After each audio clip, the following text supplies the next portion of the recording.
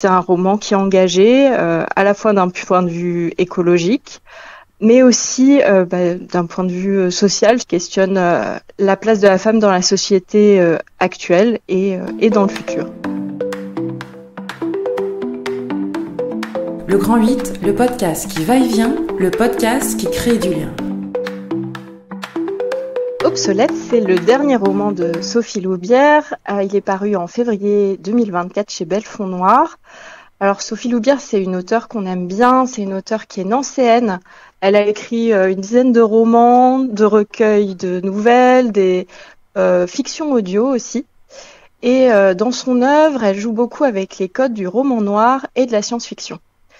Et dans Obsolète, nous sommes en 2224. Et c'est 200 ans après un événement majeur qui est le grand effondrement. Donc c'est l'effondrement de la civilisation fossile.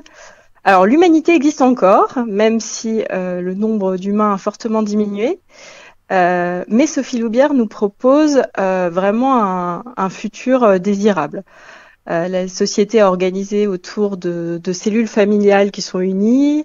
Elle nous présente une communauté qui est solidaire, qui se soutient, où chacun choisit un métier en fonction de ses talents.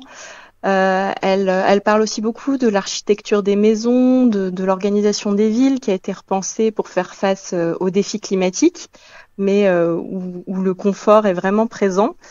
Et puis voilà, c'est une vie où il y a des fêtes, des bons repas, des voyages, de l'alcool. Donc voilà, vraiment un futur qui est loin d'être noir.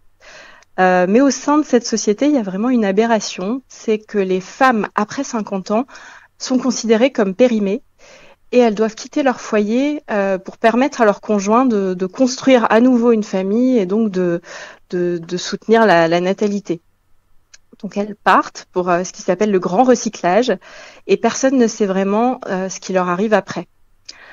Alors moi j'ai adoré ce roman parce que il nous tient vraiment en haleine. Donc dès le départ, on se dit qu'il y a quelque chose qui cloche avec ces femmes qui sont obligées de partir de chez elles.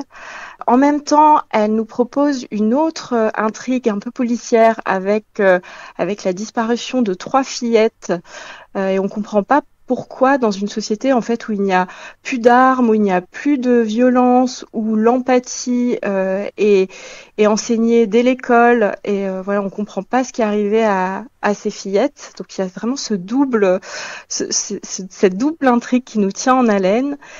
Et puis c'est un roman qui est engagé à la fois d'un point de vue écologique, mais aussi d'un point de vue social, qui questionne la place de la femme dans la société actuelle et dans le futur. Est-ce que dans ce roman, vous avez senti la volonté de la romancière de quand même pas seulement passer des messages, mais on voit presque un engagement politique en fait? Oui, vraiment. On sent que sur ce roman, elle s'est vraiment documentée, par exemple d'un point de vue écologique. Il y a beaucoup des présentations d'inventions sur l'alimentation, sur l'habitat, sur les habits, sur les transports. Donc elle dit d'ailleurs, elle a fait un blog à côté de son roman. Où elle explique que 90% des inventions qu'elle a présentées dans ce roman existent actuellement. Donc c'est des choses qu'on peut tout à fait imaginer pour un futur proche. Pouvez-vous nous présenter un acteur de la filière du livre, autre que le bibliothécaire, votre métier, et nous dire en quoi il est important dans cet écosystème? En tant que bibliothécaire, un acteur qui est particulièrement important pour nous, c'est le libraire, puisque on achète nos romans auprès d'une librairie, donc qui remporte le marché pour 3 ans. Nous travaillons actuellement avec un libraire qui est à Metz, qui s'appelle La Cour des Grands.